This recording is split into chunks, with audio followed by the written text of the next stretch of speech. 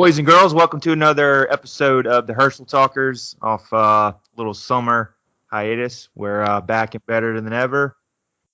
We're rolling in here. Woo! Sean, how we doing today? We're rolling in here at week 0, as they're calling it. Yeah, that's right. You think about that week 0, do you like opening weekend? Some people thought it was terrible, week 0. What you think?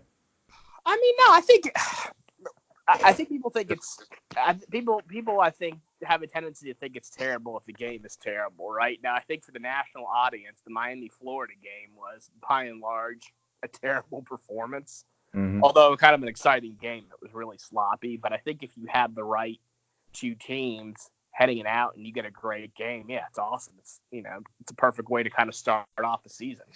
Just as a great Super Bowl is the perfect way to end the season. You know what I mean? Yeah, and that Super Bowl was a snoozer, by the way, 13-3. That was hard to get through. But I digress. Exactly.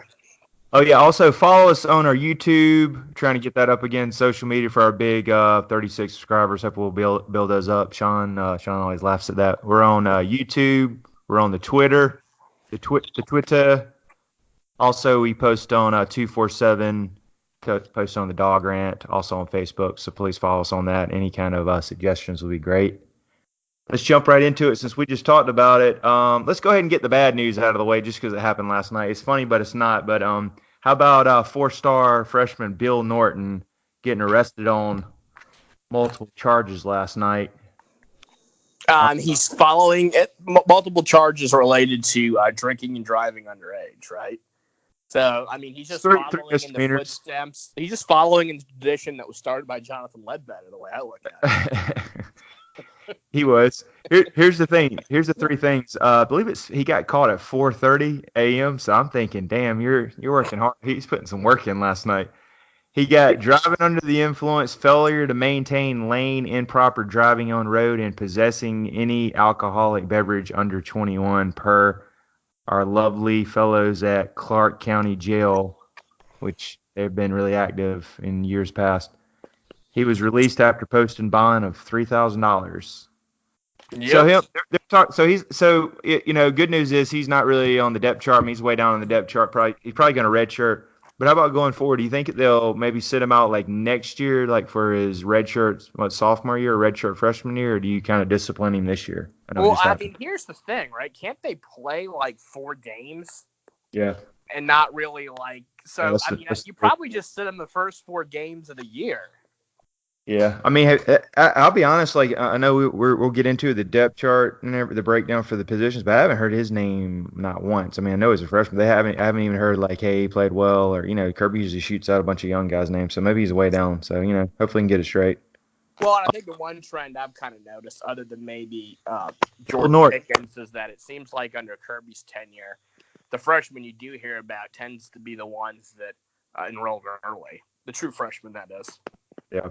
I will also say this, the word of the day or weekend is how about get an Uber app or a Lyft app? That'll really help you out. They're not that expensive. It'll save you a little bit, right? Get an Uber, man. Come on. That is true. All right, jumping right into it. We'll talk about that since all right, so Florida and Miami last night, really sloppy game, 24-20. I think it was over 200-something yards and penalties. The Miami true freshman was the Williams' name. Got sacked I think he got sacked like 10 times, which is crazy. I think they had like 2 freshmen on the offensive line. I believe they described him after the game as being killed to death. Yeah, I mean, when's the last time you heard 10 sacks? That's a lot. I mean, you're making that sorry-ass Gators defense look like the 85 Bears. Like, that's how bad Miami's offensive line is. Yeah, I agree. Mullen, he looked a little. He looked. You can tell he got one. They got lucky and got one last night. But he almost looked like he was too happy. You should have been like pissed off after that game. But I mean, Georgia fans are definitely licking their chops for Jacksonville after that. If everything stays the same, I mean. Well, it's interesting. Had we opened up with them, 2-3 touchdowns.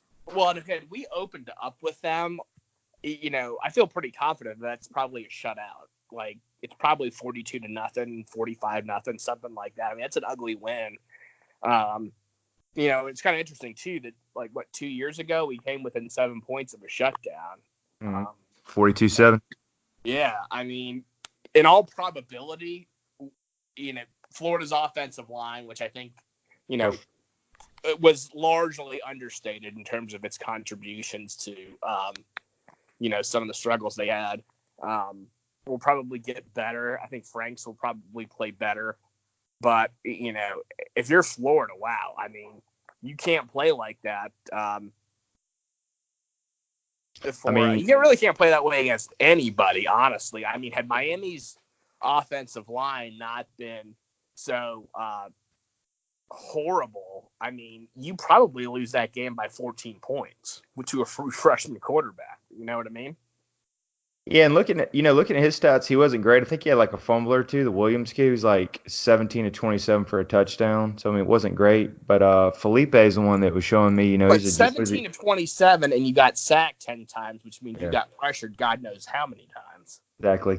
And another thing is, Florida only had 52 yards rushing. So going forward, I think you sit back and just try to make Felipe Franks beat you, because was it Perini kid?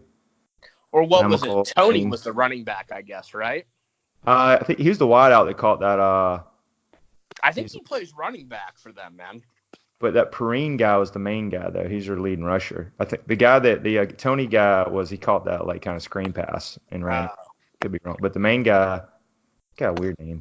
I'm probably butchering it. I'm bad at names. Yeah, it's not going to matter. He's not playing Sundays anyway.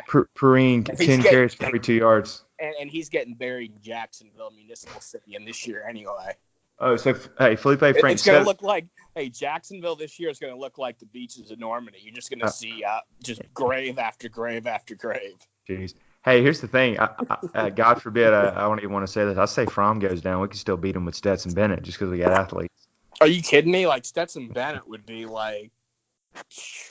Felipe Bennett's probably be the best player on Florida's team. Felipe Franks was 38.6 QB rating, and the Jaron Williams kid was 17.1. Jeez. Yeah. Actually, Williams kid was 19 to 30. Well, right. Jaron Williams to me, if you get sacked 10 times though, which means you got pressured, more times than that, you at least have some level of excuse. I mean, to me, it was funny watching the Florida defense because had you literally not known who the defensive coordinator was, and then, if we had a time machine to go back to Georgia circa 2013 and then watched some of the arm tackling on running plays and then the terrible pass interference calls, third and Grantams, you'd be like, that's a Todd Grantham defense right there. Exactly. Because it just screamed it. It was funny too, because master of the blitz. And I'll give Random credit. I mean, he's really great in terms of being able to get sacks and stuff like that. But just the arm tackling, the terrible coverage. I mean, just all staples of a quality Todd Grantham defense. I mean, I'm looking forward to Jacksonville, and honestly, I think the rest of my Georgia Bulldog brother nodded too. Oh yeah, I agree. Can't wait for that one. If we stay healthy and everything keeps going, yeah, I really like it.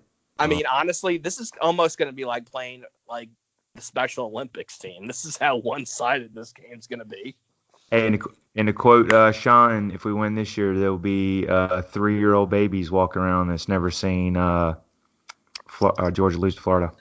I mean, it's kind of sad, but our practice is going to be more competitive than any team Florida's going to field in the next several years. And all that trash Dan Mullen was talking in the offseason, hey, I think Kirby circled that one. He's like, we got something for you, buddy. Keep going. I mean, honestly, I think Kirby probably even forgot that Florida was even in the SEC. Wow. Because, I mean, when was the last time they've really, it's been at least 10 years since they've had a legitimately competitive team, right? Tebow, right? Tebow was the last time they were really competitive. I mean, they won the East when we were down those 2 years, but I mean, still got blasted in the SEC championship game with Swamp Donkey. Yeah, dude. Honestly, I think they're wishing they still had him. They were way more competitive when they had him, and they recruited better too. Hey, Dan Mullen, he's a Florida man, Lou. A Florida man. Dude, but honestly, think about it. Like, I think that's a legitimate question to ask yourself if you're a Florida fan. Was it a mistake, trash canning Swamp Donkey for Mullen? Now, obviously, I get, when you're looking at the individual decision of getting rid of Swamp Donkey, all right, maybe you let him go because the program's down. But when you look at, what Mullen's done, he's, absolutely done the amazing and pretty much, taking the talent down to a whole nother level. I mean, you're at Vanderbilt level right now. Also, by the way, if you're not a active listener, Swamp Donkey is Jim McElwain. That's how you pronounce his name. He's at what, Eastern or Western Michigan, one of those small schools. Yeah, something like that. I mean, honestly, like how bad is it to be a Florida Gator right now? Like, first of all, you're not real good at football, right? But at least Vanderbilt, like their kids are smart. They're going and getting a decent job someplace. I mean, you're gonna be bagging groceries. Mm. I heard they got a pretty good You're gonna be an assistant manager at Lowe's or Subway when you get done in Gainesville. Yeah, I heard they get a pretty good academic school. Am I wrong? I mean, listen. Like, what was the last time you met a smart person from the University of Florida? Yeah, probably got some hot girls there, though. All right. Well, they don't base IQ on bra size, Trey. So. Hey, the Jorks, man. Mm-hmm. Yeah. All right. Well, we'll definitely look into that later on down the line. I believe that's November 2nd for the cocktail party for sure. Hopefully, we'll be getting the band back together. What's that? I think what to me would be interesting is let's spot them exhaust fan in the background. I was deucing it, dude. should we have that on there? Nice. All right. And as we move on to the star and the nickel position, or the secondary. Exactly. Hey. Hey, baby wipes, man. It's all about the baby wipes. Dude, you can't it'll change your life. All right, so it's got Mark Webb, Devod Wilson, which Devod Wilson played really well coming off that injury in that Texas game. Mm-hmm. I know it seems like Mark Webb's kind of waited his turn. Was he the guy that came in as like a wideout, or is that Trey Blunt that came in? Where did he come in as a defensive back? No, he came in as a wideout. High school teammates with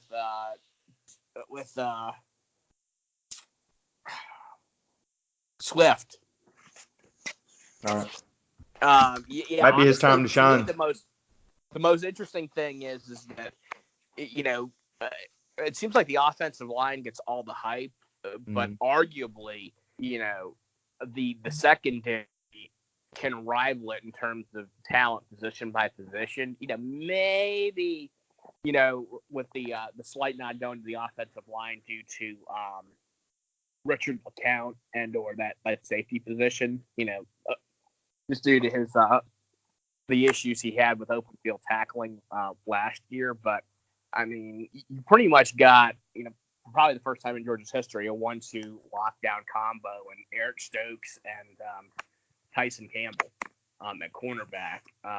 You got JR safety, who's just You think Tyson Campbell's ready to make it? Because I know he got burned a little bit last year and he lost his position. You think he's ready again this year? I mean, look who he lost his position to. He lost his position to Eric Stokes, who may very well be the best cornerback in college football. So it's not like he just lost it to some, jabroni.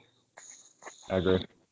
All right, so I think we're pretty deep and solid everywhere. So here's the question, because it's going to come down to that. You got Georgia number 3 in AP poll, coaches poll. Can they, because it's probably going to be a rematch in December, looking forward. I know you got to play all the games, 11-1, 12-0. Do they have the horses to finish Alabama this year?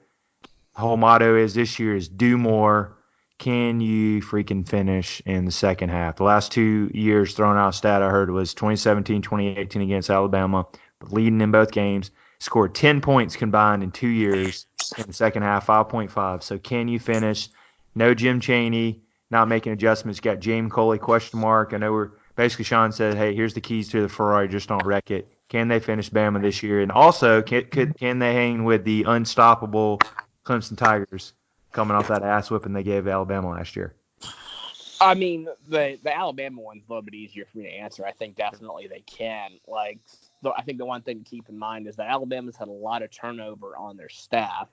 I think the other thing too is that I think over the last 3 years, just as we've gotten noticeably better talent-wise, I think you've seen Alabama take some attrition, especially on the offensive line.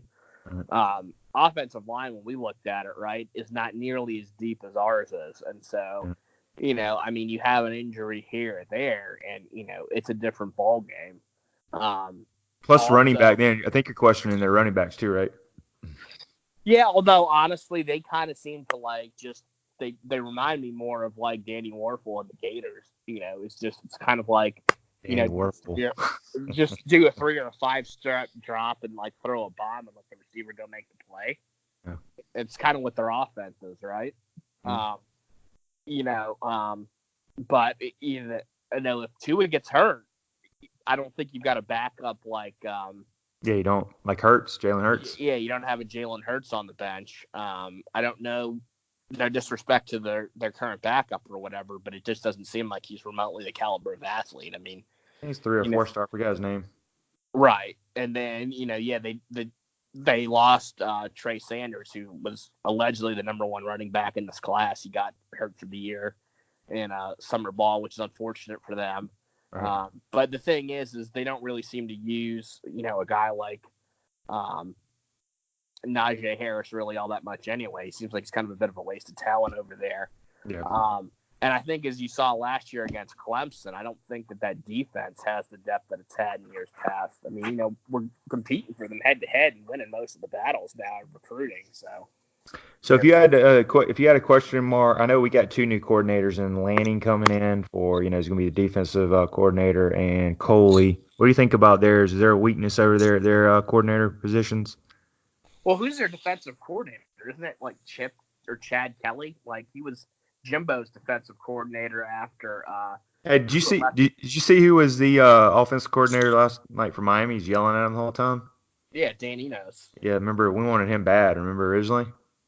Well, and I'll be honest with you, I feel like he did a lot more than Mullen did. When you factor in how abysmal their offensive line was, and he's playing with a true freshman or a redshirt freshman quarterback, whatever he was. All right. Pete Golding and Steve Sarkisian, which I have not been sold on. He did bad for the Falcons. Remember, he already got fired once and came back. That's one that I think they might struggle in. I don't know about Sarkisian. I don't either. Either. I have some question marks for him.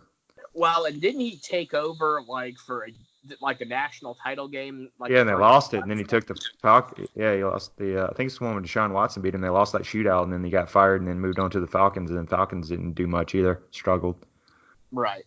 So anyway, yeah, I think we got a shot on this year healthy. And then another thing is, I don't know about the durability of Tua. Like Uncle Lou says, he's more in the tent, the medical tent, than he is on the field. So we'll see. Well, right, and I mean, this is a guy too that's had a pretty good offensive line. If him sitting a year, barring injury, would have really had anything to do with it. I think if you got sets and that you got somebody else that can play. So. All right, we got running back. You got DeAndre Swift, Harrion 2. You got, I'd say, Zamir White 3, James Cook, and Kenny McIntosh. And it's got on here Prather Hudson, but he'll be getting handoffs for Arkansas State game or one of those. So, in the big games coming in, like Notre Dame, Tennessee, what kind of volume of carries would you like to see for these guys? I got to say that again, Trey. You broke up there. I said, so let's say the big games when we need them, like Notre Dame, and they'll probably have everybody, fully loaded for that game. Tennessee and Florida, and Texas A&M. What kind of volume would you like to see for the running backs? I mean, individually, I don't know if it necessarily for me changes from game to game. I think probably maybe in some of the well, I guess it does, but I think in the moving on, Trey. All right, so we're gonna start out defensive end, which I know if you had to get nitpicky, defensive line's question mark. All right, you got Malik Herring Jr., David Marshall, Justin Young, Trevon Walker, and Tremel Wallflyer. So they just had an interview. Actually, I was watching today for about 6 minutes. You can tell David Marshall still got that foot. He's been practicing, still got that foot a foot injury, but they had, I think it was right after the Vandy game last year, he had surgery. You can tell like he couldn't walk on it for a while. So, but he's been practicing a lot. So you like Malik carrying it because I know Marshall was, he was great that 2017 year when he was in there. You could definitely tell when he's in there. What's your thoughts on the defensive end? I mean, yeah, I mean, David Marshall, you hope he's going to come back all right. I mean, I was pleased with what I saw with Wyatt as well. So, I mean, hopefully if you get good production out of both of those guys, it's all better, right? Oh, yeah.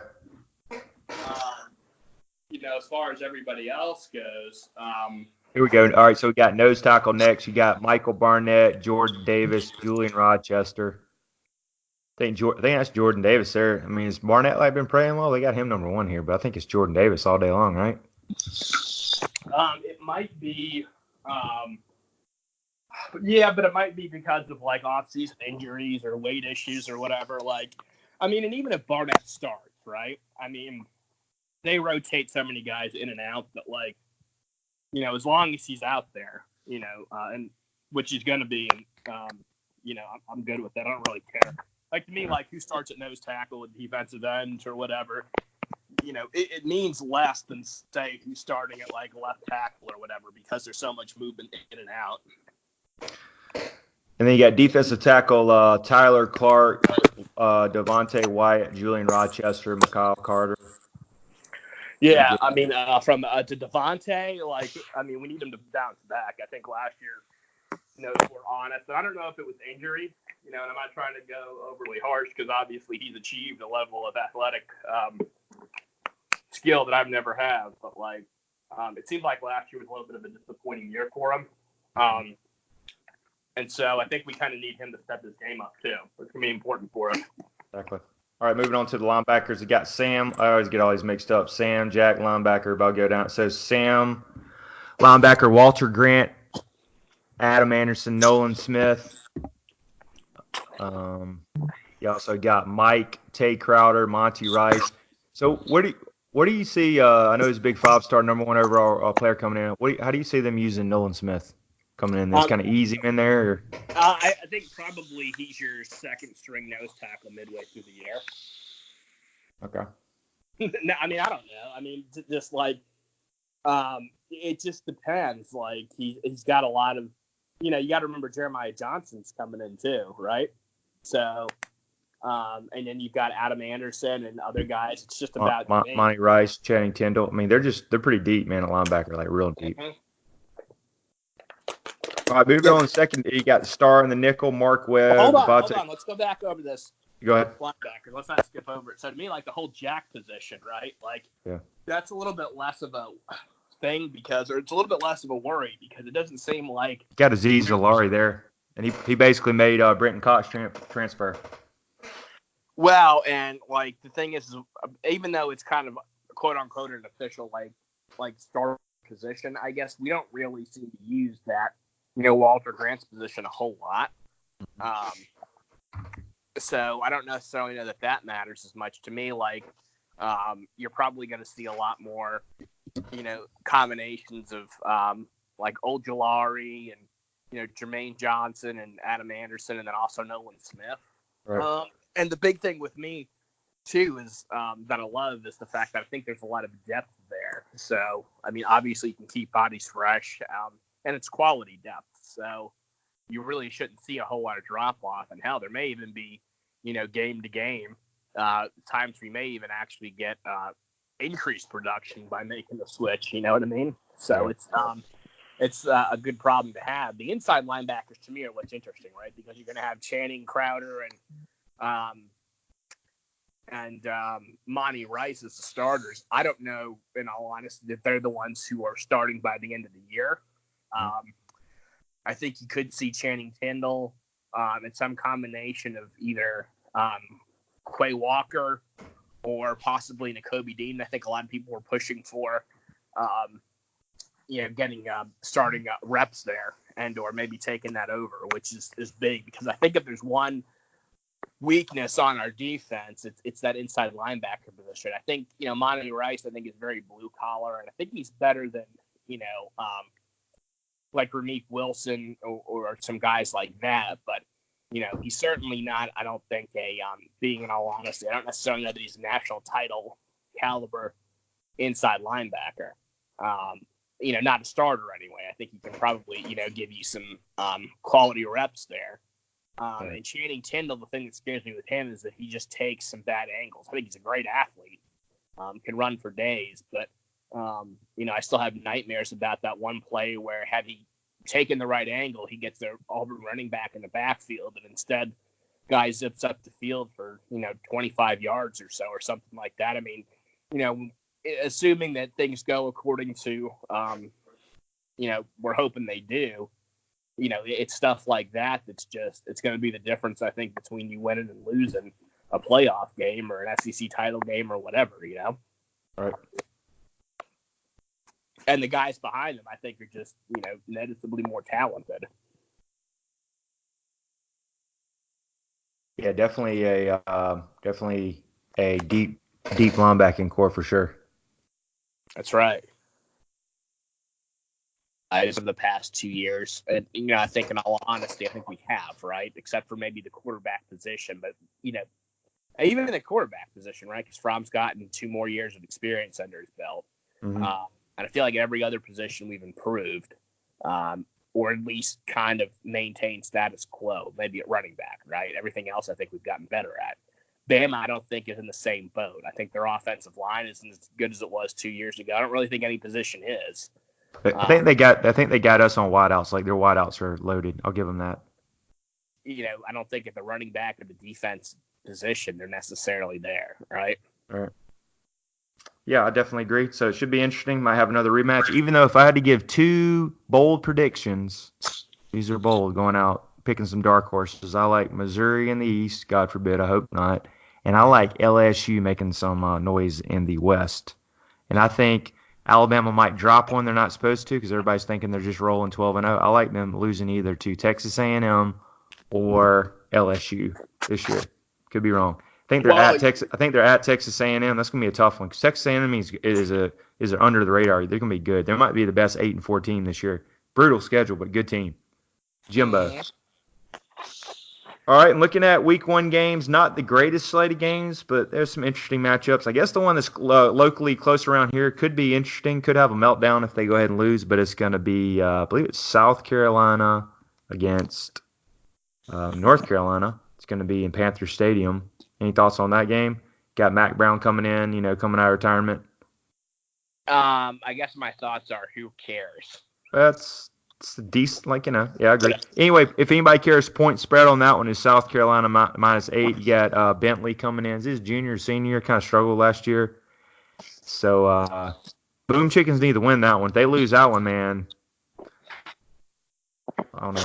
Hey, Muschamp. On the hot seat. Is Muschamp on the hot seat? Hey, Muschamp. Yeah, let's say if he goes like 5-7, doesn't make a bowl game, yeah, I could see hot seat. Just because last year, yeah. But I mean, it's kind of like, who are you gonna get? It's kind of like he's the best you're gonna get. So South Carolina, it's just. So in other words, basically, South Carolina's football program's the assistant manager at Subway, right? I mean. Yeah, he's probably assistant manager. I get that. I mean, Claudia Schiffer's not walking through that door.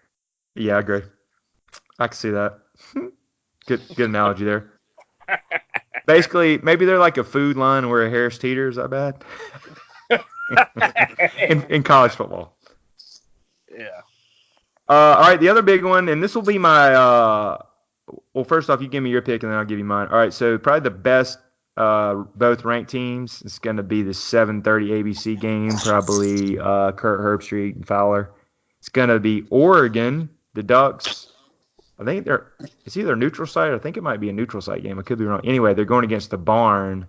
Got Gus Malzahn on the hot seat. Oregon ranked 11 and Auburn ranked 16th. You got Bo Nix, true freshman quarterback, coming into that.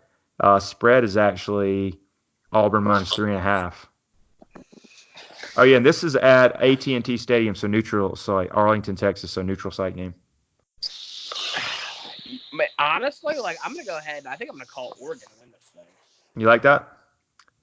Yeah, I mean, I see that. I agree. True freshman is, man, 5-star dude. It's a lot rolling in there. It's not unless he's a Jake Fromm. That's right. I think Oregon's got pretty good defense, and they got that really good quarterback coming back who slings it around a lot. I think he could have went in the draft early, but he decided to come back. What's the kid's name? He had a pretty good year last year. Yeah. But anyway, that I'm gonna go against that, and that's just looking at these. That's gonna be my dog of the week. So actually, that's not a dog. I'll take that back. Hell, I'll go with you on that one. I'm with you. Hey. Trey's dog of the week. I like. Way to be prepared. No, I was looking at the spreads, man. I missed it. Sorry.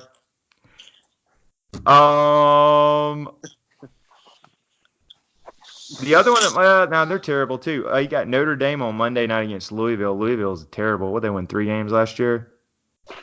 Yeah, I mean, they're really missing our boy Jackson. Yeah, really. Hey, where's the old coach there? Where'd he go? Got in trouble. He was at Arkansas and then there. Where'd he go? Petrino. Where's he at? Forgot. I don't know. I mean, probably in the witness protection program someplace. He's always kind of shady, right?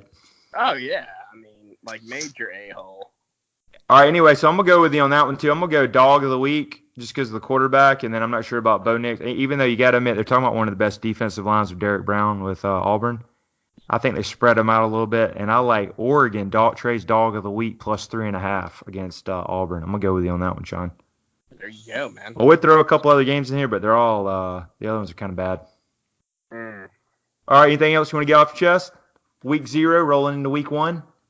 I love week 0. You like that? It almost sounds like another carbonated drink.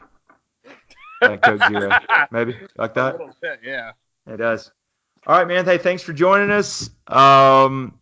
Maybe Sean can get a hall pass and get out of the house, or we'll be texting for sure. But check out Georgia at Vanderbilt, 7:30 on SEC Network on Saturday. Should be good. Sean's got 42-10. I'm gonna go 35-7, and this is a Herschel Talkers, and we're out.